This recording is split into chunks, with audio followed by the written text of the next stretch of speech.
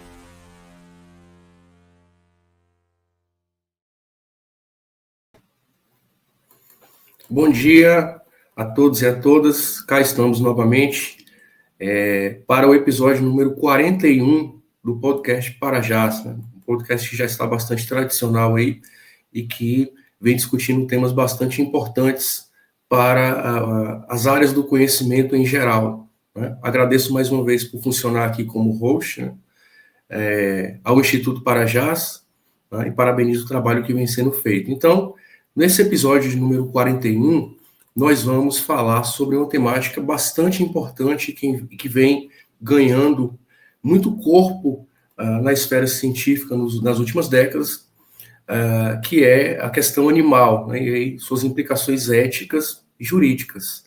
E para isso, nós vamos receber hoje uma convidada especial, né, que além de especialista no assunto, é minha amiga, né, Andressa Dias Filadelfo, né, que é minha companheira aí de jornada acadêmica, e é um prazer muito grande para nós receber essa convidada, né?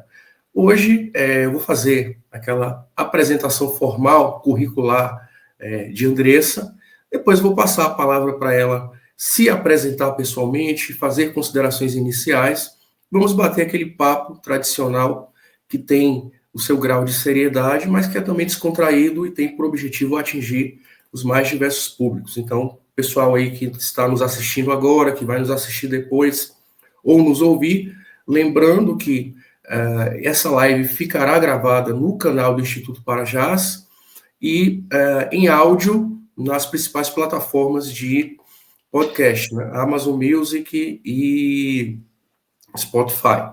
Então, falando um pouco sobre a nossa convidada de hoje, já dando bom dia a ela, né? A professora Andressa, ela é mestra, né, em Direito pela Universidade de Guanambi, graduada em Direito pela Faculdade Independente do Nordeste, é especialista em Direito Penal, pós-graduanda em Direito Ambiental e Administrativo, pós-graduanda em Direito Processual Civil, professora universitária, pesquisadora, ativista aí pela causa da defesa dos animais, integra também a Comissão de Defesa dos Animais da subseção da OAB de Vitória da Conquista, Bahia. Então, Andressa, eu queria te dar as boas-vindas em nome do Instituto Parajás e passar a palavra para que você possa se apresentar para os nossos, para quem está nos assistindo e para quem vai nos ouvir. Fique à vontade pelo tempo que achar necessário. Então, pessoal, bom dia, boa tarde, boa noite para quem for assistir depois em algum outro horário. Agradeço o convite do Instituto Parajás, aí na pessoa do professor Dr. Willing e Renan. Agradeço imensamente a oportunidade, principalmente no interesse em trabalhar sobre essa causa que ainda é tida como irrelevante aqui no direito brasileiro, mas que está ganhando força e está aqui hoje como porta-voz dessa causa é muito gratificante. Inclusive, deixo à disposição aqui o meu Instagram, caso alguém queira depois fazer um comentário, ou tirar alguma dúvida, algum material. Como o William falou, sou graduada em Direito pela Faculdade Independente do Nordeste em 2017. Depois eu fui para uma carreira de concurso, mas vi que não era aquilo que eu queria, porque eu sou professora desde os meus 11 anos de idade. Eu digo que eu já nasci professora, eu criei o meu próprio reforço escolar com 11 anos e percebi que realmente o meu chamado era docência. Me voltei ao estudo do direito voltado mais para a área acadêmica, me especializei, fiz um mestrado em efetividade do direito, onde eu tive a oportunidade de trabalhar com direito animal através do meu orientador, Daniel Braga Lourenço. Ele me deu realmente assim todas as portas abertas para que eu pudesse trabalhar com essa área, porque os estudos, a gente vê que ainda são estudos muito, realmente ainda muito escassos, né? Mas, graças a Deus, essa causa ela está ganhando força. Hoje a gente consegue achar um material muito relevante e importante sobre a causa. Inclusive, o professor William tem um artigo, um capítulo de um livro do Dr. Daniel Braga Lourenço com ele, falando sobre isso. E sigo aqui à disposição para a gente bater um papo legal aqui hoje sobre a causa, sobre a minha dissertação, que gerou um pouco de desconforto também, mas que foi extremamente necessária. Ótimo, ótimo, Andressa. Aqui vamos nos tratar de Andressa e William, porque aqui vamos deixar os títulos para outros ambientes. Aqui o Parajás Podcast é democrático e tenta chegar assim, a um nível de informalidade séria, né? Eu acho que é a proposta do podcast mesmo, mas, claro, eu tenho ciência do seu trabalho com direito animal, tive a oportunidade de fazer o mesmo mestrado que você, então também tive a oportunidade de trabalhar com o professor Daniel, acabei não me enveredando por essa linha de pesquisa, mas até me surpreendi com o nível de desenvolvimento das pesquisas que vêm sendo realizadas aí a partir dele e depois a partir de outras pessoas como você. Nós sabemos aí do seu engajamento, né, não só no âmbito acadêmico, mas também na esfera prática mesmo, né, no sentido de denunciar situações de maus tratos, de abusos e etc. Então, assim, o que é que eu gostaria que você iniciasse falando, né? Primeiro, assim, o que te levou a se interessar pelo direito animal? Eu acredito que o contato com o professor Daniel potencializou isso, mas você já deveria ter alguma ligação forte com essa causa animal antes. E nos conte um pouco como foi o seu processo de elaboração da dissertação. Você disse aí que houve uma certa polêmica, então nos conte mais sobre como esse interesse começou e como isso culminou no seu trabalho de dissertação que foi publicado aí já há um bom tempo. Sim. Então, ele, na verdade, foi como a docência, já estava ali no coração, só faltava mesmo um empurrãozinho para poder efetivar. Desde muito nova, eu sempre tive uma paixão muito grande pelos animais. E não era uma paixão especista que a gente fala. Era uma paixão realmente para todos os animais. Eu não desconsiderava um animal em detrimento do outro, eu não tinha uma consideração desfavorável para um animal, mas eu percebia que não era para ser medicina veterinária, que as pessoas acham que essa paixão para a pessoa fazer a medicina veterinária, não teria uma saúde emocional para poder lidar com essas questões. E aí, desde muito nova, eu comecei a fazer resgates de animais em situação de rua. Eu sempre tive ali na atividade, inclusive por isso que eu comecei a trabalhar tão cedo, comecei a trabalhar com 11 anos de idade, com o meu próprio reforço escolar, e também, acredite, vendendo frutas e alguns tipos de temperinhos na rua, para poder conseguir dinheiro para poder cuidar desses animais que eu resgatava. E era uma luta muito difícil, porque eu morava numa cidade muito pequena, Itambé, que é uns 50 e poucos quilômetros daqui de Conquista, e minha avó, que era minha mãe, que é considerada minha mãe, não tinha essa consideração como eu. E aí foi bem difícil para mim conseguir fazer esses resgates, mas eu fui tentando mesmo levar escondido. Quando ela acordava já tinha 5 gatinhos, no outro dia já tinha 5 cachorrinhos, e fazendo a promessa de que sempre que eu ia tirar, e comecei a trabalhar para cuidar desses animais mesmo. Depois, com 14 anos, eu vim embora para Conquista para poder fazer o ensino médio, porque e também não dispõe de um ensino assim de qualidade na parte do ensino médio. Eu acabei vindo para Conquista fazer ensino médio e graduação. E continuei na atividade aqui em Conquista através das ONGs de proteção animal. Então, quando eu chego no mestrado, que eu tenho a oportunidade de encontrar um professor que luta por essa causa, eu acabo mudando o tema da minha dissertação. Eu entrei com outro projeto de pesquisa, iria trabalhar outra coisa totalmente diferente, ia trabalhar estado de exceção pela ótica de George Agamben. E aí, quando eu encontro o professor Daniel, começo a ler sobre os estudos do professor Daniel, eu solicito ao programa a mudança de orientador, e depois, futuramente, eu faço a mudança do projeto de pesquisa, porque eu vi que eu poderia trabalhar o direito e o meu amor pela questão animal.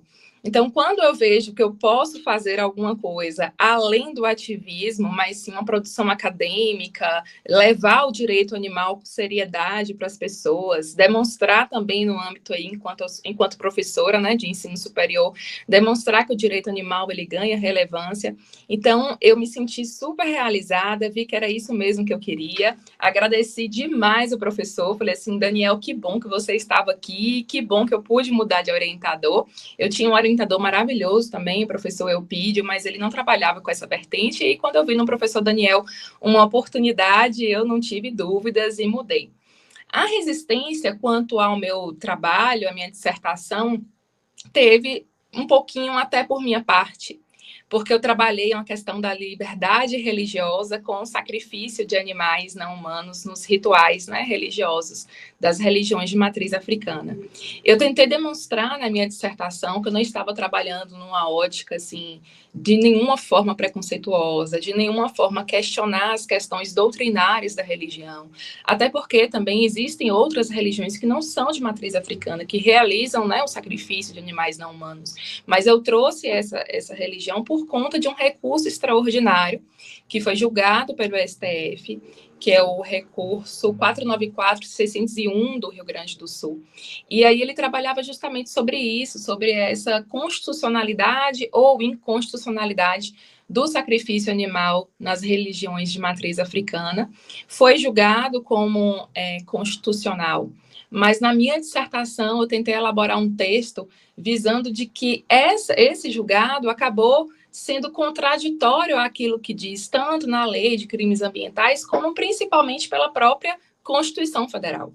Porque a Constituição Federal ela tem um artigo que é muito explícito, que diz sobre os atos de crueldade, de maus tratos aos animais não humanos. E a gente tem estudos que comprovam que essa morte, apesar de uma morte rápida, ela não é uma morte que não causa um dano a esse animal. A partir do momento que a gente entende que esse animal não humano, ele é senciente, ele é um animal, então, possível de sentir dor, sentir qualquer tipo de sentimento, dor, tristeza, angústia, medo, então qualquer abate seria de uma forma que causaria um dano. Então, algumas pessoas questionaram, mas e o abate para consumo? E o abate para tal coisa? E aí eu sempre dizia assim, gente, eu tenho que fazer um recorte para poder fazer a minha pesquisa. A minha pesquisa ela teve esse recorte dos animais que são usados, né, nos sacrifícios, mas isso não quer dizer que a gente tiraria também as outras causas do animal para consumo, né? Teve essa resistência, inclusive na época eu fiz uma palestra em um simpósio de uma faculdade daqui de Conquista para o curso de Direito, e aí tiveram vários comentários enquanto eu estava falando, de que seria uma intolerância religiosa, de que seria um preconceito religioso, e na verdade não é. Eu deixei muito claro no meu texto de que eu estava trabalhando ali apenas com a questão do sacrifício animal. Em nenhum momento eu questionei aspectos doutrinários, em nenhum momento, inclusive, eu até digo para o pessoal, gente, eu frequento tanto para conhecer outras vertentes, outras religiões, e geralmente eu frequento centro de umbanda, terreiros, para poder conhecer, porque eu gosto dessa área, eu sou universalista, eu me considero universalista, então não partiria de mim de forma alguma tratar alguma religião com preconceito, com intolerância religiosa. Então teve essa dificuldade, inclusive no programa teve um pouco de resistência, porque eu iria trabalhar algo que já estava superado pelo próprio STF. Então, dizer que esse julgado não está em conformidade com a Constituição Federal, após ter sido julgado, levado, né, como recurso, foi um pouco difícil, mas graças a Deus eu consegui. No texto, eu acredito que eu tenha conseguido demonstrar para as pessoas a relevância do estudo do direito animal, demonstrar também como esse animal é um ser senciente, capaz de sentir dor, de sentir medo, e que essa forma do abatimento nesses rituais religiosos, de todo modo, gera uma situação de crueldade e de conformidade ali com o ato de maus tratos. Realmente é um tema bastante polêmico. Né? No artigo que eu escrevi com o professor Daniel sobre isso, nós tratamos, né, sobre uma visão ligada à questão animal. Né? Eu estou trabalhando com religiões de matriz africana na tese, vejo esse conflito, né? Também tive que trabalhar essa decisão. E realmente é difícil separar a parte científica da parte religiosa, né? Porque as pessoas que são adeptas das religiões de matriz africana, que vivem isso, tendem, considerando principalmente o histórico de discriminação, de invisibilização que essas religiões tiveram, elas têm dificuldade em imaginar que isso não soe como intolerância religiosa. Mas aí nós temos que observar que são dois elementos que sempre foram objeto de bastante desconsideração pela sociedade brasileira, né? Os animais de um lado e as religiões de matriz africana de outro. Então nós temos aí, do ponto de vista legal, constitucional mais especificamente, uma colisão, né, de direitos fundamentais, por assim dizer. Né? E aí o STF acabou considerando constitucional a prática do abate animal, né? Se considerou que esse abate é um abate que não proporciona sofrimento ao animal, inclusive sendo um animal tratado como um elemento ali de interligação entre, né, o físico e o divino, enfim, nós não vamos entrar muito nessa seara, mas eu imagino que a polêmica tenha vindo disso. Mas é claro que você fez o seu papel como pesquisador, e o pesquisador tem o objetivo realmente de incomodar. E claramente você cumpriu o papel. Né? Não adianta, na minha opinião, não adianta nada escrever algo que não cause um certo rebuliço, né? Desde que fique claro que você parte de um referencial, ou de vários referenciais teóricos científicos, e de que isso não tem absolutamente nada a ver contra a ancestralidade, a prática das religiões de matriz africana. Mas, de fato, nós sempre teremos esse tipo de colisão, uma vez que essas práticas são ancestrais, né, são seculares, e aí essa tensão sempre vai acontecer. Né? Eu acredito que o STF buscou uma saída ali que visou a preservação das tradições das religiões de matriz africana, até primeiro pelo fato de a questão religiosa para o ser humano ser algo de extrema importância, né, compõe a própria essência humana, e aí vem a questão dos animais, que ainda está meio que engatinhando nos tribunais, né? Nós percebemos que, você vai falar mais disso, vou até te provocar nesse sentido, que do ponto de vista teórico a coisa vem evoluindo bem, mas nos tribunais talvez não tão bem quanto deveria, até porque, né, os animais, desde que aí, sobretudo desde que o eurocentrismo se afirma, colonização, toda aquela coisa, os animais acabam sendo vistos como objetos, assim como toda a natureza, né, à disposição do ser humano.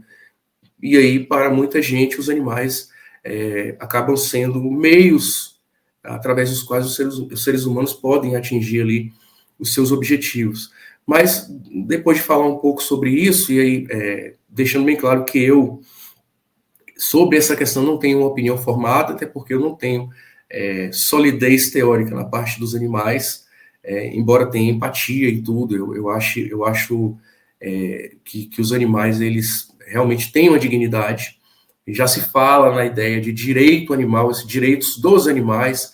Temos alguns casos aí, pelo menos eu li superficialmente, de ações judiciais propostas em nome de animais, né, digamos assim, os animais como proponentes das ações. Então, a minha opinião é uma opinião ainda em formação, né? Eu tenho mais informações sobre a parte da prática ritual das religiões de matriz africana do que sobre a questão animal. E aí, eu queria que você falasse um pouco sobre a origem dessa discussão, como é que essa discussão é vista no Brasil do ponto de vista acadêmico, né? Quais as experiências que você teve aí, seja participando ou acompanhando casos emblemáticos envolvendo maus tratos, etc. Como a sociedade em geral tem visto essa questão animal, porque hoje em dia os seres humanos estão mais empáticos com os animais, mas está mais voltado para os chamados pets, né? E aí como ficam os outros animais, né? Os animais que não servem ali como, entre aspas, amigos dos seres humanos. Então, primeiro, assim, uma abordagem geral do ponto de vista teórico, né? Até que ponto a teoria do direito animal está evoluída e como isso tem se refletido aqui nas discussões jurídicas no Brasil. Primeiro, eu quero dizer que a gente tem que marcar um café para a gente poder conversar sobre essa questão do direito animal, te aproximar um pouquinho do estudo do direito animal e você me aproximar um pouquinho mais do estudo aí sobre as religiões de matriz africana. Então, Will, você pontuou muito bem, a gente tem uma visão ainda muito antropocêntrica, né, de utilizar esses animais não humanos a favor dos animais humanos, porque nós somos animais. E a gente sabe que o direito animal ele caminha a passos lentos aqui no Brasil.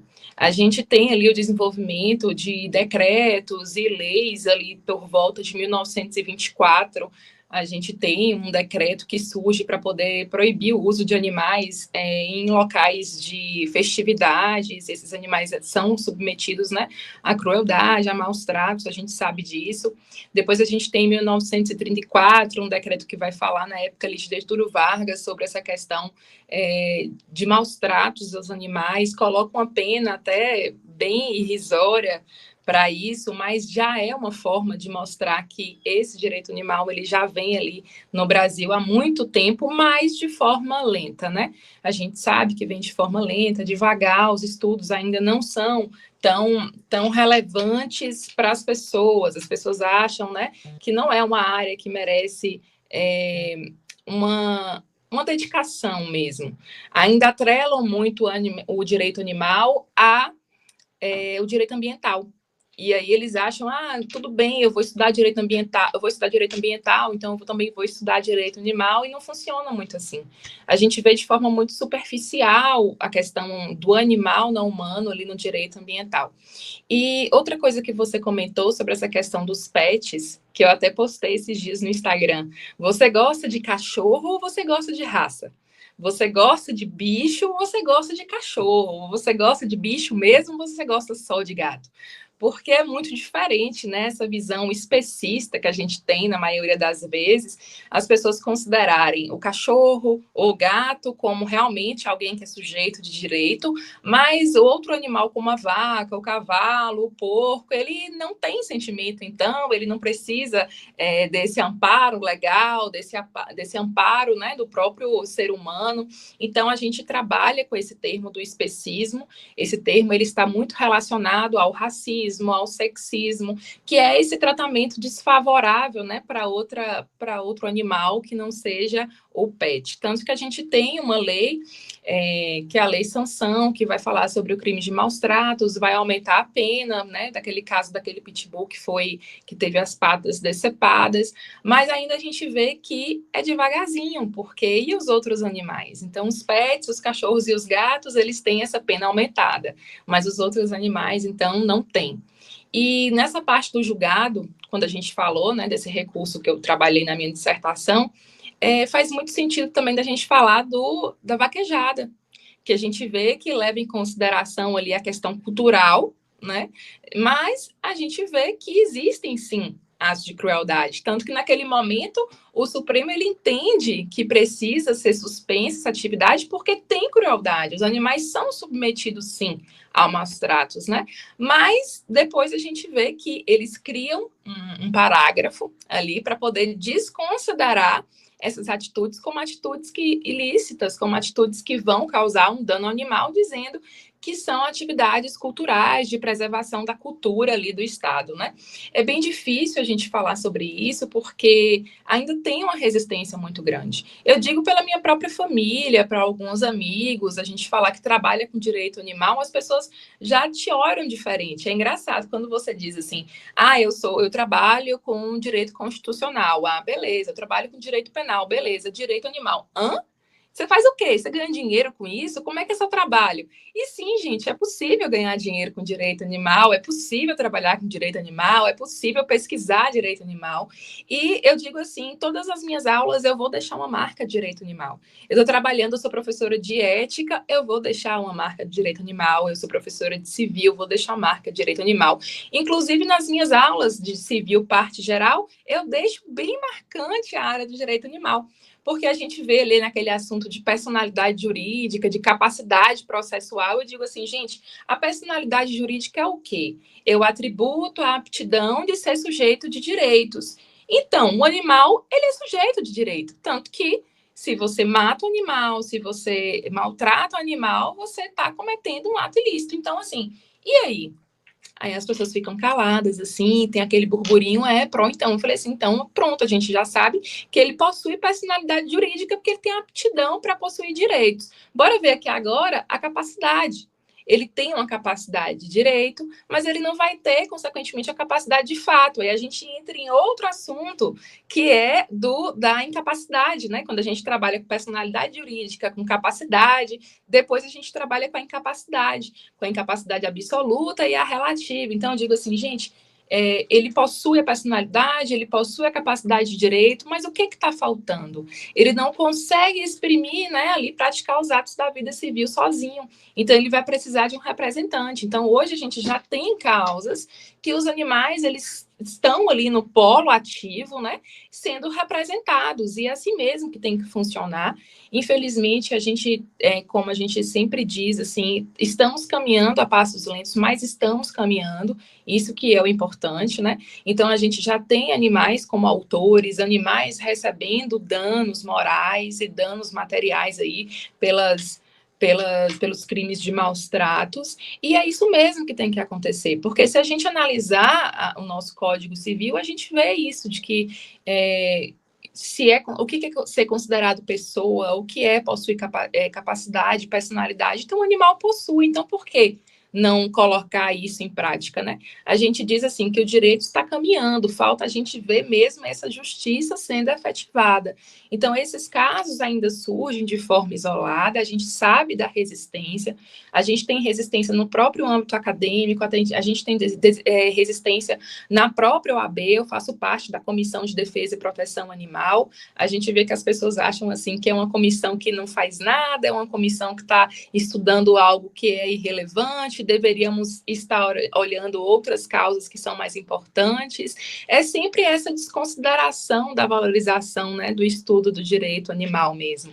Mas, graças a Deus que estamos caminhando, e eu estou confiante de que os estudos eles vão avançar ainda mais, a gente vai conseguir espalhar essa ideia. Estou aqui agora num podcast muito realmente reconhecido aqui na área do direito, falando sobre isso, e eu sei que vai despertar a curiosidade de muita gente. E eu acho que eu tenho uma concepção no seguinte sentido, né? Uma sociedade que não tem empatia pelos animais é uma sociedade endurecida, né? Porque, inclusive, minha irmã é médica veterinária, você sabe, e eu tenho convivido com os bichinhos ali praticamente todos os dias na clínica dela. E assim, eu percebo que quando um ser humano ele não nutre algum tipo de sentimento pelo animal, ele está endurecido enquanto ser humano, né? Quer dizer, então, são seres indefesos que não podem se expressar linguisticamente como nós nos expressamos, que precisam de proteção do ser humano, né? Afinal, até onde sabemos, apenas nós somos os animais racionais, e aí eu fico na dúvida, às vezes, se nós é que somos os racionais ou eles, né?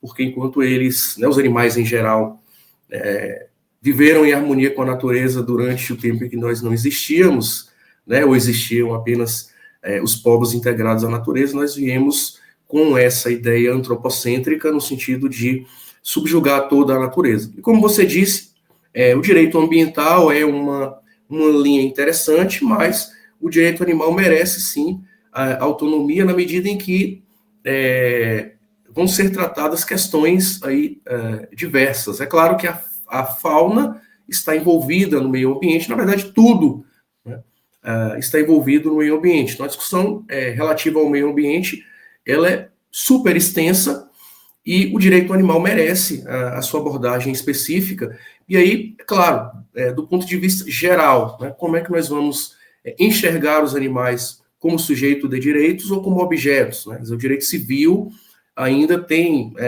não é muito a minha área, mas ainda tem aqueles conceitos, né, de semoventes e etc., que acabam trazendo o animal para uma condição de objeto. Na medida em que ele é um objeto, você faz dele aquilo que quiser. Isso é muito preocupante. Mas a temática animal, justamente pela nossa sociedade ser altamente antropocêntrica, ainda com resquícios da filosofia cartesiana e de todos aqueles eventos que aconteceram ali a partir do século XVII, né? O homem é o centro do mundo, penso, logo existo, o René Descartes. Por isso, nós nos entendemos como os seres supremos, né? Até mesmo do universo. E aí é claro que os animais acabam nos servindo, né? Quando os europeus vêm para o Brasil, ali quando o Brasil, enquanto colônia e também após a independência, para estudar toda a diversidade de fauna e flora aqui, eles vêm com o objetivo de estudar justamente um dos ambientes, talvez um ambiente mais diverso do mundo do ponto de vista da fauna e da flora, né? E a proposta europeia de colonização sempre foi no seguinte sentido: as populações que não exploram a natureza são populações que não vão atingir o seu pleno desenvolvimento.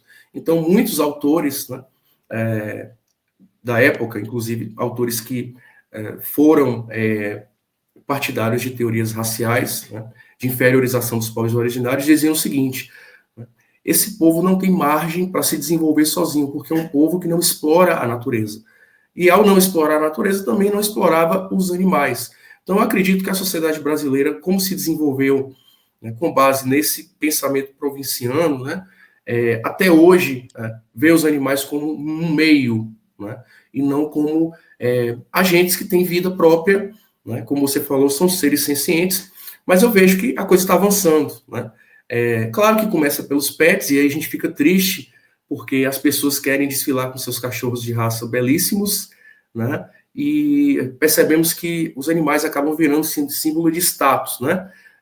Se eu tenho o gatinho ou o cachorro que custa R$5.000, está tudo ótimo, mas aquele animal que está ali para adoção responsável eu não quero, porque e são os melhores, né? Eles são maravilhosos, os caramelos e os pretinhos e tal, eu amo.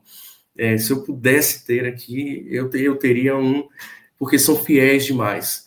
Enfim, então estou fazendo comentários aqui no sentido de dizer o seguinte: a nossa sociedade ainda é uma sociedade que privilegia o humano em detrimento dos animais e do meio ambiente em geral, né? Você vê uma perspectiva de mudança.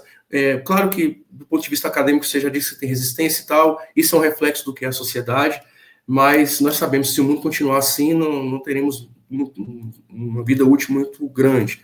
O que você pensa sobre o que a ética humana tem que incorporar, né, para que os animais venham a ser efetivamente sujeitos de direitos, ao invés de serem protegidos em casos pontuais? Isso mesmo, e um ótimo seu comentário, bem importante, porque a gente sabe dessa dificuldade em enxergar um animal como sujeito de direito. A gente está aí com uma proposta, né, já um trâmite do novo Código Civil. A gente espera, quem sabe, que esses animais não sejam mais ali rotulados como bens móveis, semoventes, mas como sujeitos de direito, até porque a gente está vendo julgados, né, que estão reconhecendo essa possibilidade, né, dos animais serem sujeitos de direito. Enxergar por esse olhar ético é complicado, porque já tem que partir daquele pressuposto de que você tem que se enxergar como animal. Eu digo assim, gente, são animais não humanos. Vamos, inclusive, mudar aí esse título, esse nome da comissão, porque tem que ser Comissão de Defesa e Proteção aos Animais Não Humanos, porque se deixar só animais, está defendendo todos nós, então tem que fazer esse recorte. Mas as pessoas ainda têm essa resistência, né? Por esse viés que a gente comentou, antropocêntrico, de que o animal é um meio ali para o alcance da alimentação, do prazer, da diversão. Mas é isso, eu já parti dessa ideia mesmo, de que somos todos animais, de que somos todos sujeitos de direito, que se estamos aqui numa condição de sermos considerados racionais, a gente tem animais que não dialogam na mesma língua conosco, mas que a gente entende pelo olhar, a gente entende por um latido, por um miado, por um rugido, a gente entende o que esse animal quer, ele consegue passar, né, essa ideia, e me fez até relembrar de um fato de que minha família ela sempre gostou muito de ir para a roça. Eu tenho tios que têm, né, criação de bois, e aí eles ferram os animais. E enquanto pequena, criança, eu já não gostava de ir. Eu não gostava de ir, aquilo me incomodava muito. Eu queria saber, gente, por que todo mundo gosta de ir para a roça, mas eu não gosto de ir. E comecei a ter, inclusive, crise de pânico quando eu chegava na roça. Eu comecei a desenvolver uma crise de ansiedade muito grande e eu não conseguia identificar o porquê, mas depois, né, quando eu comecei a estudar, e foi na época aí do mestrado, eu consegui entender o que estava causando essa crise de ansiedade, esse desconforto, e por que aquele ambiente passou a não ser um ambiente de prazer, para relaxar, para descansar. Porque é inevitável você que gosta de um animal, que realmente gosta de animal, que eu sempre digo assim, vamos diferenciar quem gosta de cachorro ou quem gosta de gato de quem gosta realmente de bicho, né, de animal como um todo. E aí eu chegava e via os animais sendo ferrados, animais separados para abate, eu já não queria consumir aquela galinha, porque eu conhecia aquela galinha, depois eu já não queria mais consumir o porco, porque eu acabei indo ali na casinha dos porcos e conhecendo aqueles porcos, eu não queria mais comer o churrasco naquele momento, porque eu sabia que aquele boi foi abatido ali, então foi um abate, sim, com crueldade, foi um abate ali com machado, com alguma coisa do tipo, que eu nunca quis presenciar. Já presenciei, inclusive, a morte numa fazenda de um carneiro, e me causou uma tristeza, uma coisa ruim muito grande, que eu passei a não querer nem mais consumir carne ali naquele momento. E só que nesse momento ainda estava muito, muito cedo, vamos dizer assim. Quando eu comecei a estudar direito animal mais a fundo aí no mestrado, a primeira coisa que eu fiz foi, epa, peraí, eu vou ter que cortar carne.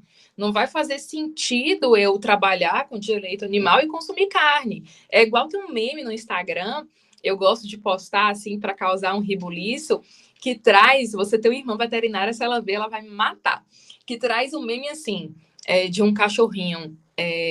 Ela disse que gosta de mim, que vai cuidar de mim. Aí um porquinho fala embaixo, não posso dizer o mesmo. Porque realmente a gente vê isso, a gente cuida do cachorro, a gente cuida do gato, mas a gente come o porco, mas a gente come a vaca, a gente come a galinha. E aí aquilo começou a me causar realmente uma angústia, e aí eu falei assim, não, vou ter que cortar carne. Aí eu passei por uns problemas de saúde durante esse percurso, e meu médico falou assim, não, vamos introduzir nem que seja um dia para você consumir uma carne, nem que seja uma carne branca, porque as pessoas têm aquele costume de dizer, você não come carne, mas nem peixe. Você não come carne, mas nem o presunto, você não come carne, é igual o vegano, né? O vegano também sofre bastante discriminação, mais ainda do que o vegetariano. Você é vegano, mas você não vai nem comer manteiga, você não vai tomar um copo de leite. É realmente, assim, bem, bem complexo. Eu digo que nem o trabalhar com direito animal é difícil, o ser vegano é mais difícil ainda, o ser vegetariano é muito difícil. E fazendo um adendo também, Will, com esse comentário com que a gente está falando aqui, quando a gente fala dessa questão de maus tratos, e aí trabalhando com a parte prática mesmo, porque enquanto advogada animalista, enquanto advogada e secretária da Comissão de Defesa e Proteção Animal, eu vejo uma dificuldade das pessoas entenderem o que é considerado maus tratos. Porque as pessoas ainda acham que maus tratos é só o bater, é o mutilar, é o decepar patinha, é esse tipo, né, de atitude. Mas os maus tratos é realmente algo muito mais amplo.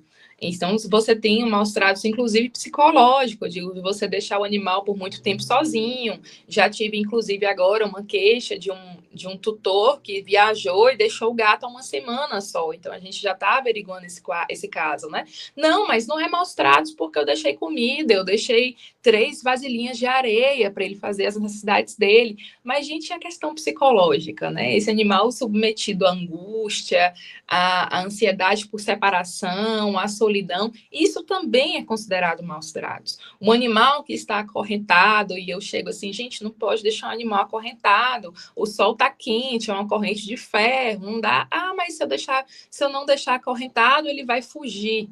Eu digo assim, então não é para ter animal. Porque a partir do momento que você tem um animal em casa, um pet, seja o que for, você tem que estar realmente disposto com os custos. E eu não digo só os custos financeiros para poder manter esse animal, mas é um custo mesmo de vida e de escolha a partir do momento que você tem animal. Você disse assim: se eu pudesse, eu teria um animal em casa. Então você faz essa análise, né? De que se você pudesse, você teria. Então pode ser uma questão não financeira, mas uma questão mesmo de eu vou poder dar a atenção que esse animal precisa. Eu tenho 2 animais, eu tenho 2 cachorros, eu já tive vários cachorros de rua. Durante o período em que eu resgatei, eu acabei ficando com muitos gatinhos, acabei ficando com muitos cachorros. Quando eu vim para a Conquista, eu vim morar na casa dos meus tios, eu não pude ter pet. Depois, futuramente, eu acabei adquirindo cachorro, mas de uma forma realmente ali de adoção, porque uma pessoa postou no Facebook que estava vendendo o cachorro para poder pagar uma dívida. E aí eu falei assim, como é que a pessoa faz isso? Como é que ela vende o cachorro? Ela venderia o filho? E eu fico pensando por esse viés, assim, ela venderia o filho dela para poder pagar uma dívida? Porque eu posso estar muito endividada, Will, mas eu vou te pedir dinheiro emprestado, eu vou fazer o que for, vou pedir todos os colegas, mas eu não vou vender o meu cachorro. E ali eu falei assim, quanto que é a dívida? Ela falou X. Eu falei assim, então tá, pago a dívida. E naquele momento eu nem sabia qual era o cachorro. Eu falei assim, eu pago a dívida e pego o cachorro. E aí eu peguei o cachorro. No dia seguinte, paguei a dívida do cartão dela, pego o cachorro já convulsiona na minha mão. Na verdade, ela não queria o dinheiro para poder pagar uma dívida. Ela queria realmente desfazer daquele cachorro porque ela estava doente. A gente tem as pessoas que abandonam os cachorros na rua quando adoecem ou quando envelhecem, né? Então, eu adquiri esse cachorro dessa forma. Depois eu comecei a me preocupar em sair para poder trabalhar e ele ficar sozinho. Eu deixava a luz acesa, a televisão ligada, mas eu falei assim, não, eu não quero. Eu fiz tudo direitinho para não ter ansiedade por separação, sempre valorizei a saída e não a chegada.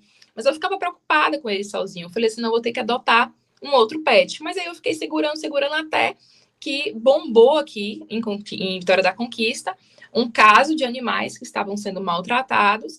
E aí o delegado Marcos Vinícius participou da operação no resgate desses animais e eu acabei ficando ali como fiel depositária de um desses cachorrinhos, que é uma cachorrinha que eu tenho hoje.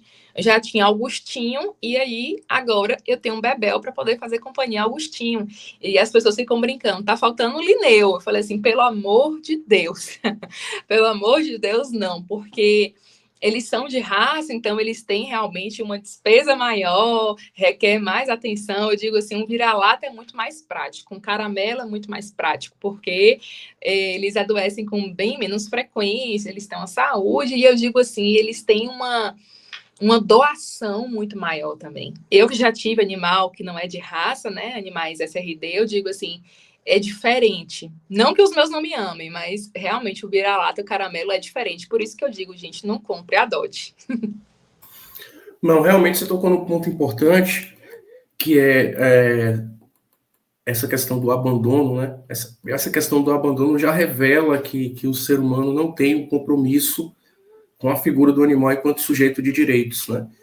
Então, quando eu digo que eu não posso ter um animal, embora eu goste de brincar com os animais, né, de outros tutores e tal, é justamente por conta dessa questão do tempo.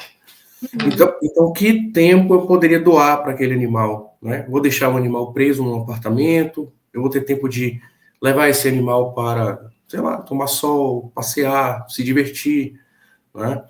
Afinal de contas, ele é um ser vivo que tem também as suas questões, né? E aí, quando eu falo isso aqui, talvez alguém assista e diga, olha, que babaca e tal, não tem nada a ver.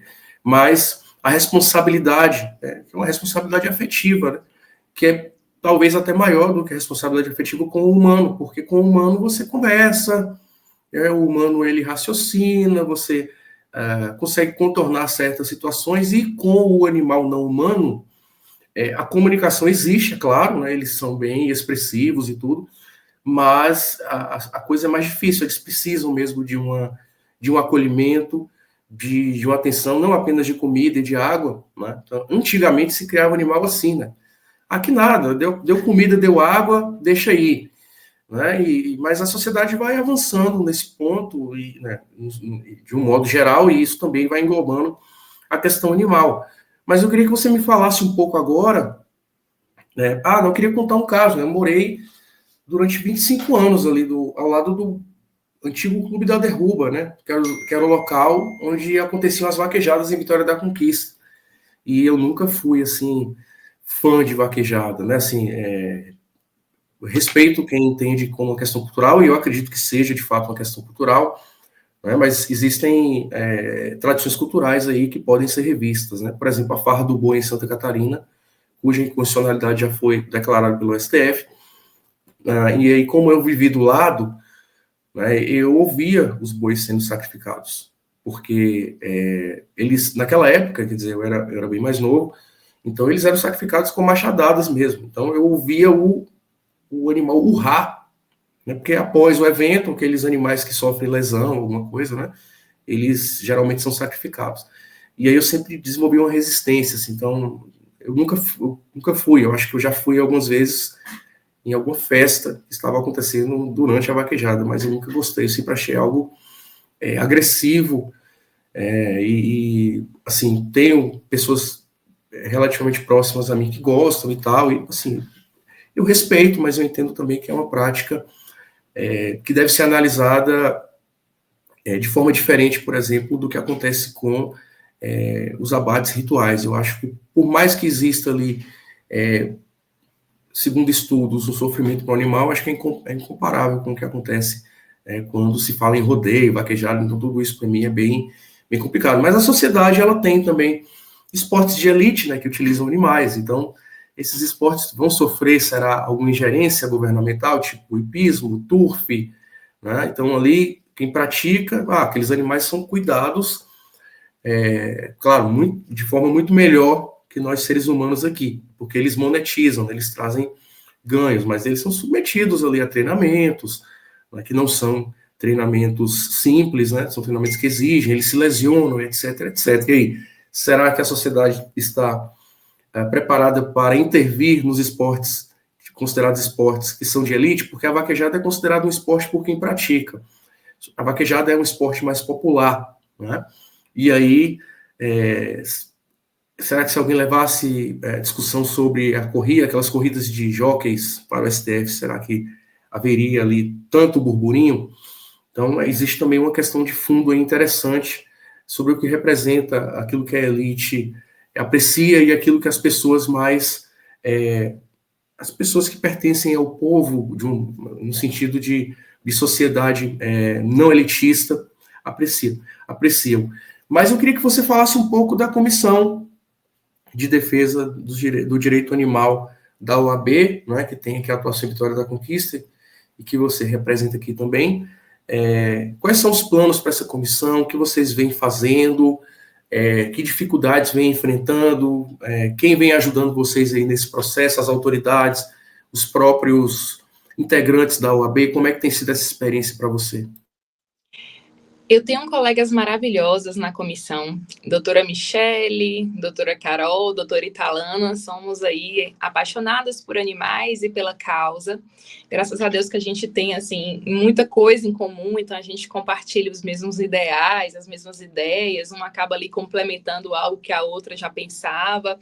A gente faz ali reuniões quinzenais para poder ver o que a gente pode fazer, e elas são, inclusive, voluntárias de uma ONG específica. Então, elas acabam recebendo muita demanda através da ONG.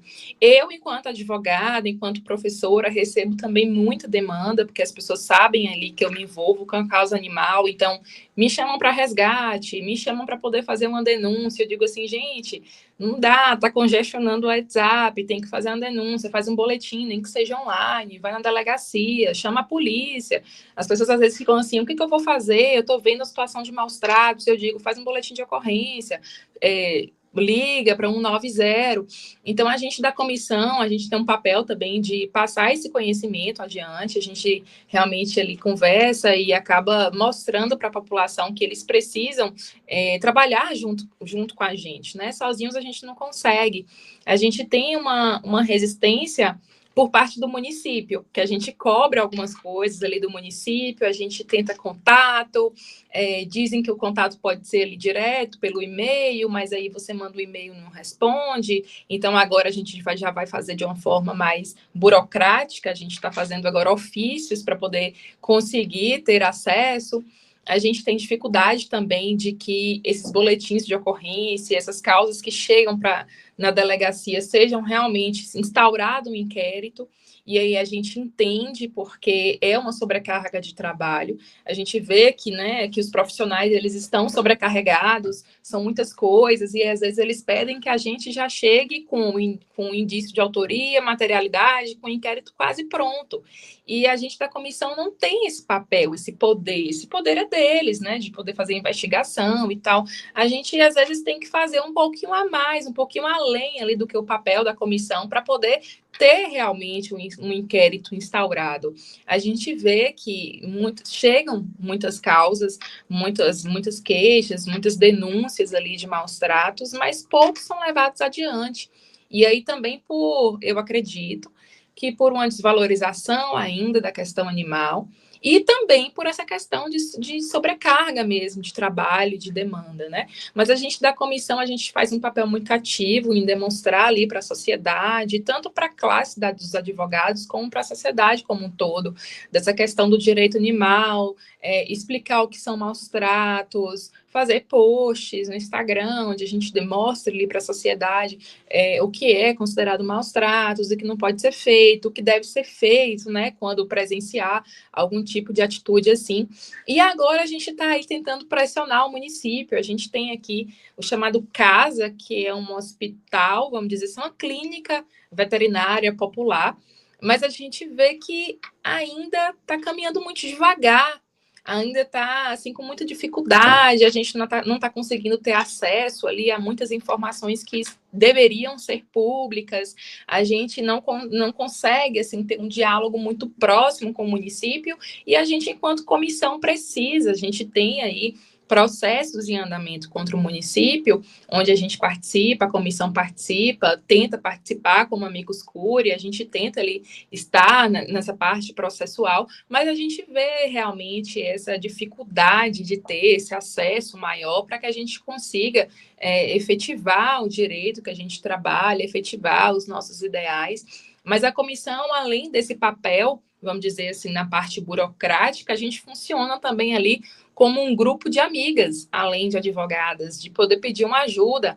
Agora mesmo estava fazendo o resgate de um cachorro e eu precisava de uma focinheira grande, então a gente conversa ali, gente, quem tem uma focinheira grande, quem tem uma mordaça, porque infelizmente a gente não tem aquela pistola para poder sedar o animal para poder fazer o resgate, então às vezes tem que amordaçar. Eu nem gosto de presenciar, porque por mais que eu queira levar esse animal para a clínica, eu queira cuidar desse animal, eu odeio passar por isso, e a gente ali acaba conversando e uma ajudando a outra também. Então a comissão, eu digo que ela não tem apenas um papel burocrático de advogadas, mas também de amigas ali, voluntárias e apaixonadas pela causa animal.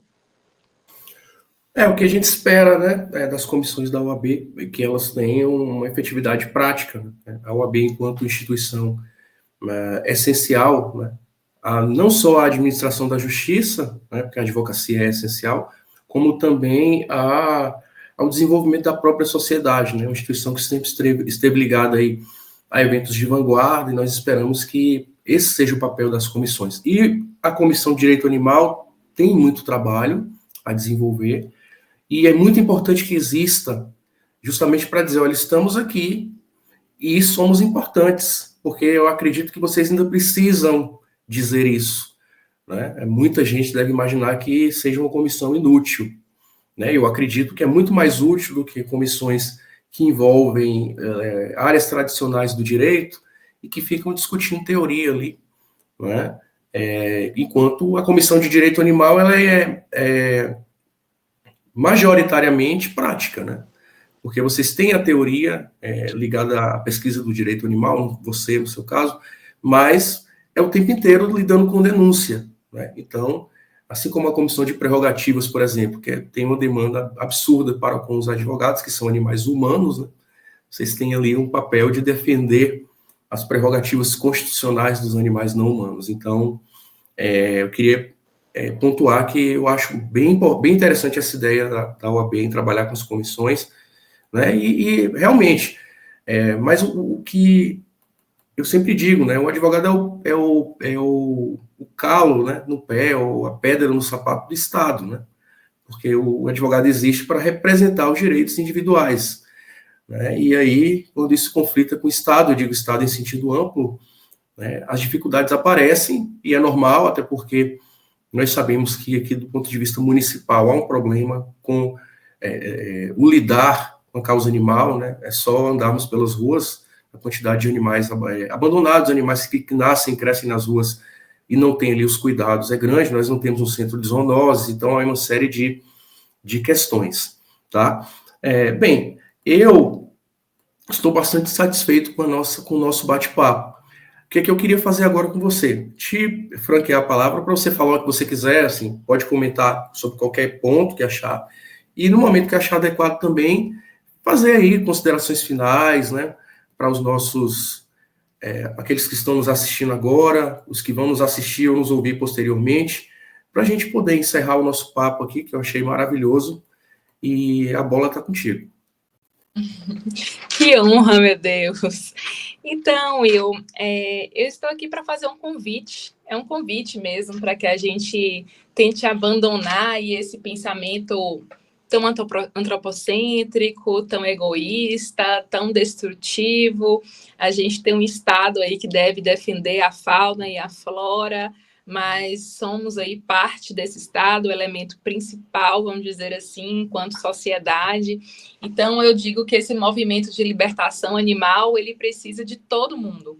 Não adianta que eu, enquanto advogada, a comissão do OAB, os veganos, os vegetarianos, mas todo mundo que puder.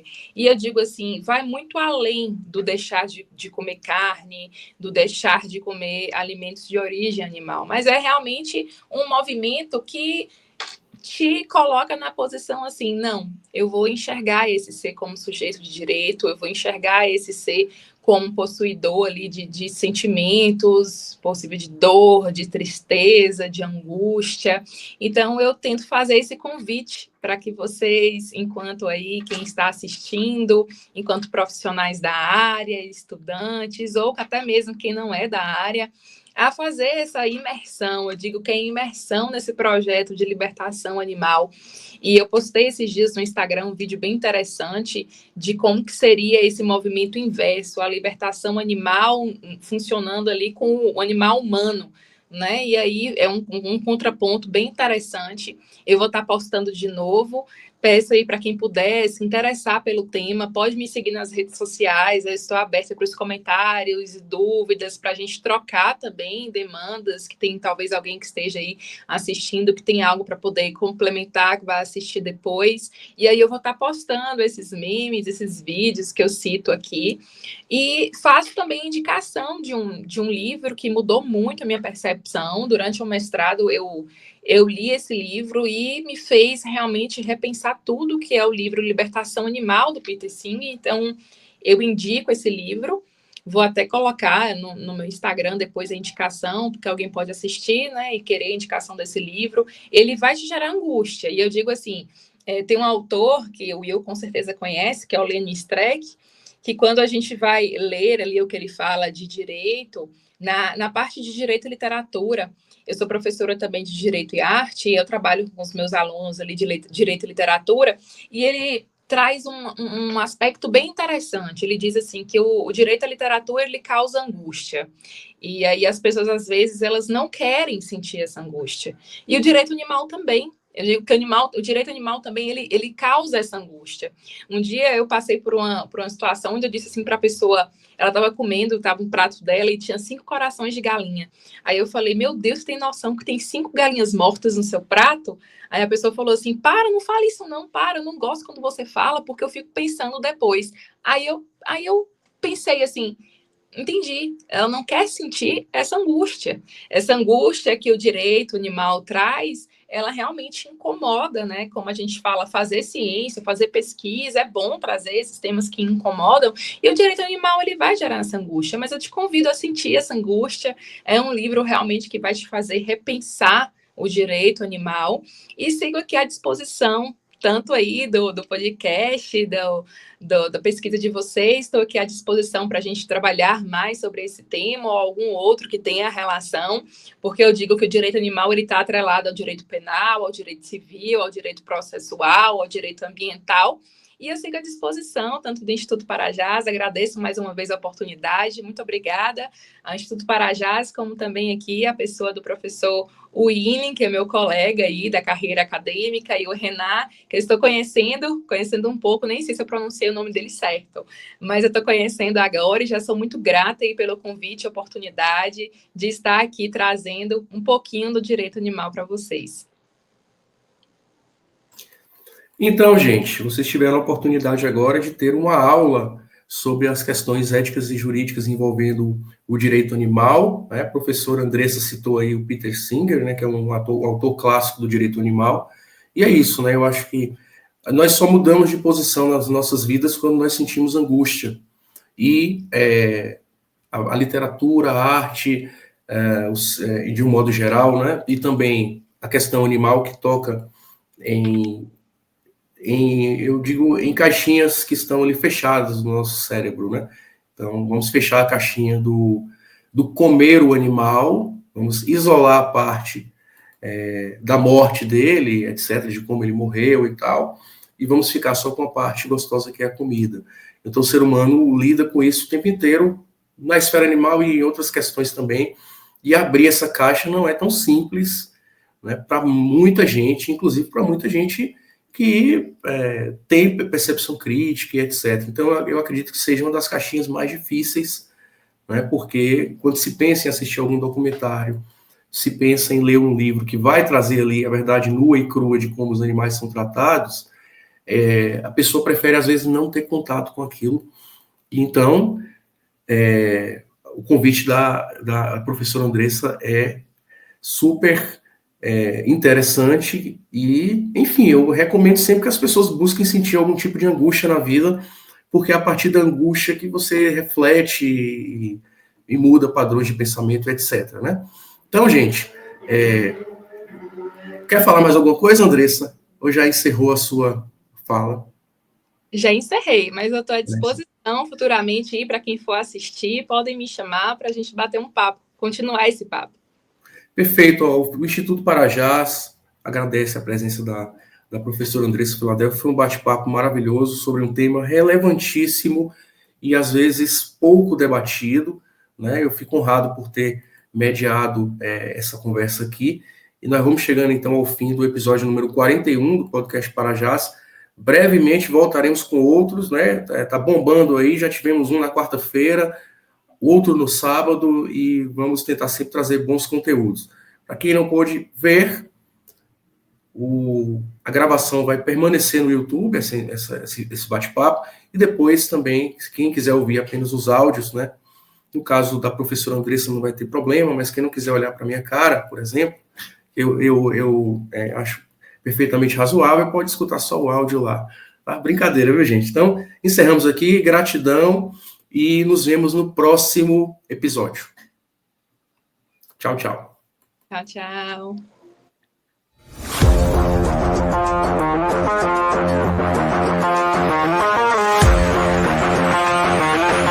Parajás Podcast.